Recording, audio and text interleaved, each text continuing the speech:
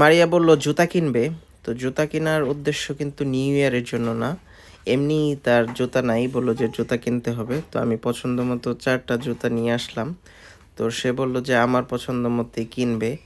তো আমি আর একটা পছন্দ করলাম না, 4টা পছন্দ করলাম, কারণ আমি কখনো তারে কোনো কিছু অনেক বছর ধরে কোনো কিছু পছন্দ করে কিনে দেই না।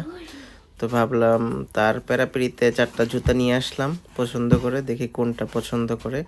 তো আহিল পার্পলটা পছন্দ করলো, আর মারিয়া এই যে একটু পিঙ্কের মধ্যে এটা পছন্দ করলো। তারপর সবশেষ মারিয়ার পছন্দের পিঙ্কটাই নিয়ে আসলাম। তো নিয়ে এসে বললাম যে ওকে পরে দেখো ফাইনালি যে পায়ে ঠিক হয় কি না। সো ফাইনালি সে পরলো এবং ফিল করলো যে পায়ে ঠিক আছে। আর সেও খুশি যে আমি তারে জুতা দিছি, সে পছন্দের জুতা পরছে। আসলে খুশি কিনা বলতে পারবো না, কারণ মনের খবর তো কেউ জানে না, মনের খবর আল্লাহ ছাড়া। সো হয়তো বা জোর জোর করে কিনছে, মানে জোর করে মনে মনে খুশি দেখাইছে, হয়তো বা আসলেই খুশি হয়েছে সেটা বলতে পারবো না।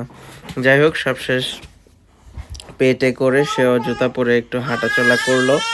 হাঁটাচলা করে দেখলো যে না, জুতা ঠিক আছে, কমফোর্টেবল আছে। কারণ অনেক সময় জুতা এক সাইজ আমাদের পায়ে লাগে, বাট ওইটা পরলে পরে অনেক সময় ওইটা একটু ছোট বড় হয়ে যায়। যাই হোক, এই যে তার ছিল জুতা কেনা, পছন্দের জুতা কিনে দিলাম। আল্লাহ হাফেজ, বাই বাই।